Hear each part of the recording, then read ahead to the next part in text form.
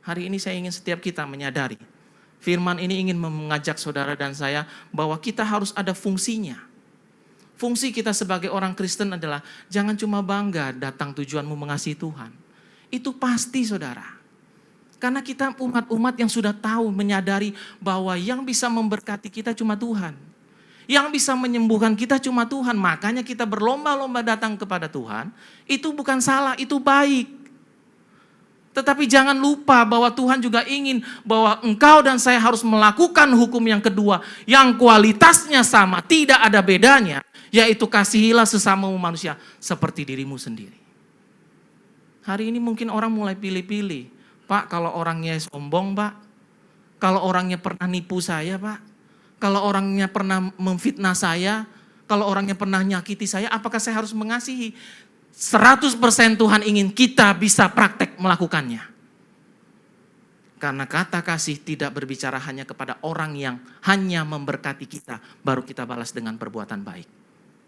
Sekalipun hari ini engkau dan saya diperhadapkan, diizinkan bertemu di dalam satu tempat, orang-orang yang menyakitkan kita, yang pernah menipu kita, kita harus tetap bisa menyatakan apa yang menyenangkan hati Tuhan, yaitu tetap praktek mengasihinya dengan segenap hati. Koreksi hidup kita. Apa tujuan kita hari ini ke gereja? Apakah tujuan kita juga mau mengasihi sesama dan mengasihi Tuhan? Atau cuma mau mengasihi Tuhan karena mau cuma kejar berkat-Nya? Hari ini kita bersyukur, firman ini mengajarkan kita bahwa hari ini kita sungguh-sungguh bisa berfungsi dengan baik sebagai orang Kristen. Satu kali saya melalui pelayanan saya diizinkan Tuhan untuk bertemu dengan situasi yang tidak menyenangkan. Pada satu kali saya diizinkan Tuhan untuk boleh pelayanan di satu tempat, saudara. Di tempat itu ketika saya mendapat tugas pelayanan, jujur, pada saat itu saya sedang dalam pergumulan. Dalam masalah, ada dalam konflik, dalam masalah dan ada masalah yang besar, saudara. Tetapi saya tetap mau melakukan apa yang menjadi kerinduan, komitmen saya untuk tetap melayani. Perhatikan. Ternyata kita melayani juga bisa karena ada motivasi supaya masalah saya selesai. Supaya jalan keluar ada. Ini pernah saya alami, saudara. Saya tetap pelayanan. Tetapi pada satu kali ketika saya sampai di tempat pelayanan, saya diizinkan Tuhan bertemu dengan seorang hamba Tuhan yang luar biasa, saudara. Melalui peristiwa ini sampai hari ini saya ingat. Ini menjadi pembelajaran bagi diri saya bagaimana saya harus berfungsi menjadi orang Kristen yang berdampak. Ketika saya bertemu dengan hamba Tuhan ini, dia tetap semangat melayani, saudara. Dengan wajah yang berseri-seri, sekalipun saya datang dengan dongkol, dengan beban berat, tapi melalui senyumnya, melalui perbuatan baik, pengendalian diri yang ramah, hati saya mulai merasa ada damai sejahtera. Singkat cerita, saya baru tahu beberapa hari kemudian, ternyata hamba Tuhan ini juga dalam masalah yang berat melebihi masalah yang sedang saya alami. Bayangkan, saudara. Ada seorang hamba Tuhan yang bisa tetap tenang, melayani dengan lemah lembut, memberikan perkataan-perkataan yang baik, melakukan perbuatan-perbuatan yang baik. Artinya apa? Bahwa hamba Tuhan, setiap kita yang kenal Tuhan, yang punya Roh Kudus di dalam hidup kita, kita harus bisa menjadi dampak, saudara. Jangan sampai tingkah laku kita malah menjadi batu sandungan buat orang lain. Makanya hari ini kita bersyukur gereja ini mengajarkan kita bagaimana setiap kita punya karakter yang baik. Bagaimana hamba Tuhan ini dalam masalah yang berat pun dia tidak bersungut-sungut, saudara. Tidak pasang muka yang jelek. Tidak pasang muka yang berbeban berat, tapi tetap dengan sukacita melayani. Ketika hal ini saya tahu, saya bilang, Tuhan ampuni saya. Ternyata saya selama ini melayani bukan karena mengasihi engkau dengan sungguh-sungguh, tapi cuma mengasihi karena mau cari berkat. Karena cuma mau cari jalan keluar. Melalui peristiwa ini, saudara, sampai hari ini saya ingat, melayani Tuhan itu bukan karena kita punya motivasi. Melayani Tuhan itu karena memang fungsi kita, status kita. Karena kita sudah dimerdekakan, karena kita milik Tuhan. Makanya yang harus kita lakukan adalah melakukan yang terbaik untuk memuliakan nama Tuhan. Bayangkan, saudara, dia seorang hamba Tuhan yang hidupnya serba kekurangan. dalam masalah yang besar, tapi tetap bisa memberikan senyum yang terbaik, bisa melayani dengan baik, tidak berkeluh kesah. Melalui peristiwa ini saya belajar satu hal bahwa harus kita belajar. Setiap kita pekerja, setiap kita pelayan, ataupun setiap kita umat Tuhan hari ini. Kalau engkau dan saya percaya ada roh Tuhan di dalam hidup kita, kita melayani tidak boleh bersungut-sungut. Kenapa? Karena sekalipun kita punya masalah, percayalah Tuhan akan turut campur dan Tuhan pasti memberikan jalan keluar. Hari ini saya merasa tertegur. Kenapa? Karena saya belum berfungsi menjadi orang Kristen yang baik. Karena seringkali pelayanan pun saya bisa, kalau lagi enak moodnya bisa baik. Kalau enggak. Tapi melalui peristiwa ini saya diajarkan banyak hal. Punyalah iman percaya, sekalipun engkau punya masalah, tidak ada jalan keluar pun, Tuhan pasti menyertai. Adakah kita punya iman seperti ini, saudara? Hidup di dalam roh artinya percaya dengan otoritas Tuhan. Hidup di dalam roh buktikan dengan hasil yang baik. Hidup di dalam roh buktikan bahwa ketika engkau dikuasai roh, rohmu hasilnya adalah bisa dinikmati oleh orang di sekeliling kita. Hari ini jangan lagi kita di dalam pelayanan malah menjadi batu sandungan. Hari ini kita belajar orang-orang yang dikuasai oleh firman. Perkataan kita, tingkah laku kita, perbuatan kita. Sekalipun dalam masalah, jangan perlihatkan kalau engkau dalam masalah. Tetapi perlihatkan imanmu yang percaya bahwa Tuhan pasti tolong kita. Sehingga sikap tingkah laku kita bisa membuat orang terberkati, saudara. Sama, saya hari ini pun melakukan hal yang sama. Satu saya belajar yang paling saya ingat hari ini adalah saya belajar bagaimana saya tetap percaya Tuhan akan menyertai. Kalaupun tidak ada jalan keluar, karena karakter saya yang baik, karena tingkah laku kita yang baik, percaya akan penyertaan Tuhan, sehingga orang terberkati dari sikap hidup kita yang baik, percayalah orang itu sedang beriman bahwa kita bisa keluar dari masalah. Kenapa kita hari ini tidak beriman? Tuhan tolong kita. Orang lain saja melihat kita yang tetap bisa punya wajah sukacita, bisa lemah lembut, bisa mengendalikan diri. Berarti orang itu percaya bahwa, oh hamba Tuhan ini diberkati. Orang lain saja bisa percaya, kenapa kita tidak bisa percaya? Ini yang Tuhan ingin ajarkan kepada saudara dan saya secara pribadi bahwa hari ini kita sebagai orang Kristen harus berfungsi. Karena kita tahu ada roh Tuhan yang mengendalikan hidup kita. Hal yang terakhir saya ingin mengajak kita lihat. Di dalam Efesus 2 ayat yang ke-10.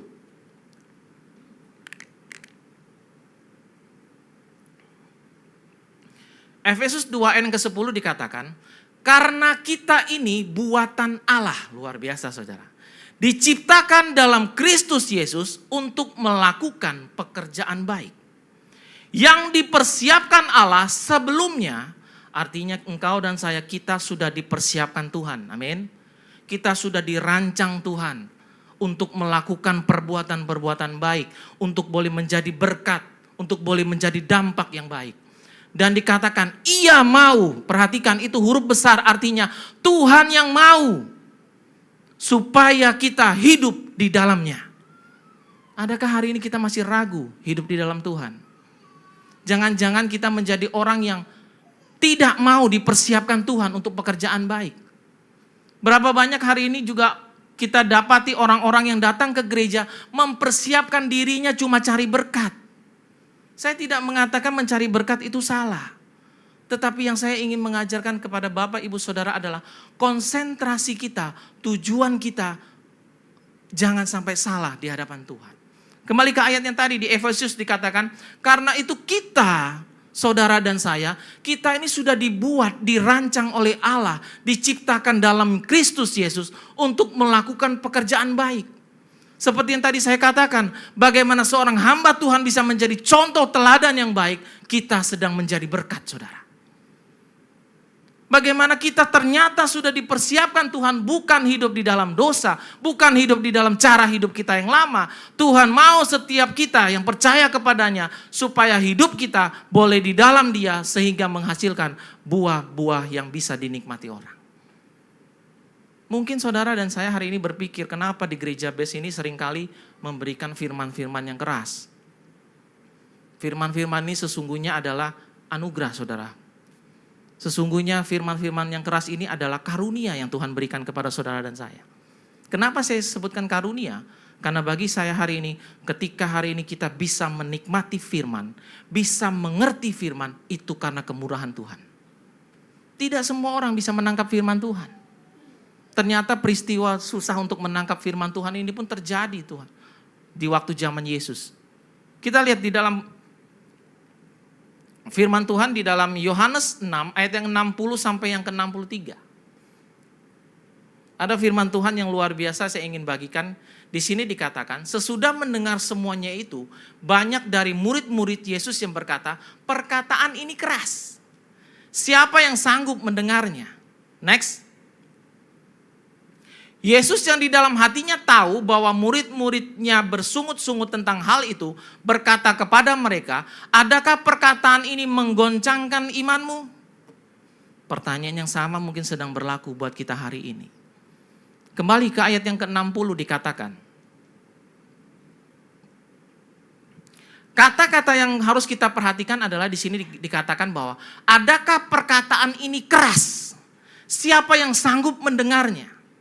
Perkataan keras ini ketika saya coba cari tahu saudara, ternyata ini maksudnya adalah bukan perkataan-perkataan yang menyinggung perasaan saudara, yang bukan menyinggung perasaan kita, yang membuat kita marah ketika dengar firman, tetapi yang dimaksudkan di sini adalah perkataan keras itu adalah perkataan-perkataan yang susah untuk kita mengerti.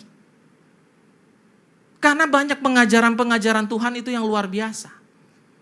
Seringkali coba kita sadari, firman yang keras sesungguhnya adalah untuk mendidik kita semakin serupa dengan Kristus. Tetapi berapa banyak hari ini kita yang susah menerima ajaran keras. Bukannya kita nggak mau saudara, tapi kita tidak bisa menerimanya. Ajaran-ajaran keras, firman-firman keras yang sering kita dengar, sesungguhnya itu untuk kebaikan kita karena Tuhan mengasihi saudara dan saya. Karena Tuhan ingin kita kembali. Karena Tuhan tidak ingin kita hilang. Karena Tuhan ingin mengingatkan engkau dan saya, kita sudah ditebus oleh darah Kristus. Kita adalah miliknya Yesus. Amin. Makanya hari ini, saya sendiri secara pribadi sekarang banyak cuma berdoa, Tuhan izinkan saya boleh bisa mengerti firman-Mu. Dan mau menerima setiap pengajaran-Mu. Karena hari ini tidak banyak orang yang mau dengan pengajaran-pengajaran Kristus yang keras. Kita lihat dalam satu firman Tuhan. Di dalam Yohanes 4 ayat yang keempat. Tuhan Yesus sendiri mengajarkannya kepada saudara dan saya. Dikatakan bahwa, tetapi Yesus menjawab, ada tertulis, manusia hidup bukan dari roti saja, tetapi dari setiap firman yang keluar dari mulut Allah. Bagaimana peristiwa tadi orang bersungut-sungut adalah ketika orang berbondong-bondong datang cari Tuhan, mereka bukan konsentrasi untuk mendapatkan berkat rohani yang dari Tuhan, tapi mereka datang cari Tuhan cuma karena ingin berkatnya. Mereka lupa bahwa firman Tuhan itu yang bisa membuat pekerjaan kita berhasil. Firman Tuhan yang itu yang membuat iman kita percaya. Firman Tuhan itu yang membuat apapun yang kita lakukan pasti disertai Tuhan. Hari ini adakah lebih penting berkat jasmani daripada berkat rohani? Hari ini kita bersyukur kalau saudara dan saya diizinkan di gereja ini dibentuk karakternya. Karena Tuhan ingin setiap kita bisa menikmati firman-Nya. Amin. Sekalipun hari ini ada firman-firman yang keras. Mungkin firman-firman yang menyinggung perasaan kita, kita mau dengan rendah hati. Karena kita tahu Tuhan sedang ingin mendidik kita semakin serupa dengan Kristus. Kita lihat di dalam Yohanes 4 ayat yang ke-34. Di dalam Yohanes 4 ayat yang ke-34 dikatakan, kata Yesus kepada mereka, artinya kepada saudara dan saya, kepada kita semua, dikatakan, makananku, makanan Kristus, ialah melakukan kehendak Dia yang mengutus aku dan menyelesaikan pekerjaannya. Luar biasa saudara. Hari ini adakah kita semua mau haus untuk dididik oleh Tuhan? Hari ini kita bersuka cita. Gereja ini membentuk karakter kita semakin serupa dengan Kristus. Dengan satu tujuan. Yaitu kita harus bisa menikmati makanan yang keras. kita bisa menikmati semua firman Tuhan. Sehingga hari ini kita yang tidak mengerti dibuat mengerti karena Tuhan mengasihi kita. Saya tutup dengan satu firman Tuhan di dalam Wahyu 2 ayat yang ke-7. Di mana firman Tuhan ini mengatakan, mengajarkan kita bahwa ternyata ada kehidupan yang akan dibawa kepada kita kalau kita hidup mau dipimpin oleh Roh Tuhan. Pertama, berbicara tentang kehidupan oleh Roh adalah bagaimana hidup kita orang Kristen yang sudah percaya Yesus bisa berdampak dan bisa dinikmati oleh orang lain. Tetapi jangan lupa, ada kehidupan lain yang sudah Tuhan janjikan buat saudara dan saya, yang mau hidupnya dituntun oleh Roh Kudus, yaitu kehidupan yang kekal bersama Tuhan di sorga.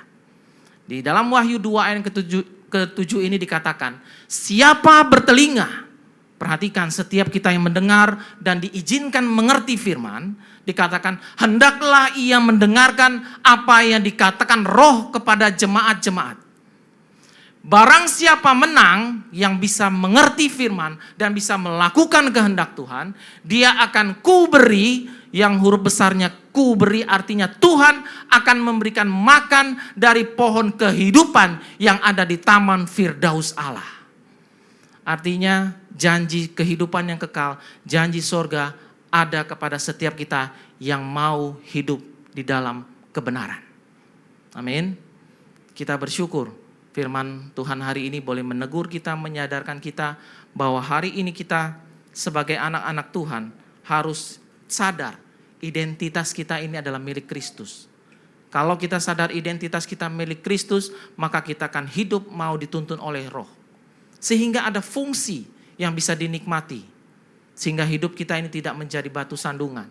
Setiap tingkah laku kita, perbuatan kita sedang disorot orang. Dan izinkan karakter kita ini terbentuk. Sehingga kita bisa mematikan segala sifat lama kita dan kita boleh melakukan hal-hal yang baik yang menyenangkan hati Tuhan. Kemudian hari ini kita juga disadarkan bahwa firman-firman yang keras itu belum tentu untuk menyakitkan kita, untuk membuat kita lemah. Tetapi sesungguhnya firman yang keras itu mendidik kita, membuat kita bisa mengerti apa mau Tuhan di dalam hidup kita. Puji Tuhan, biarlah firman ini boleh menjadi berkat bagi kita semua.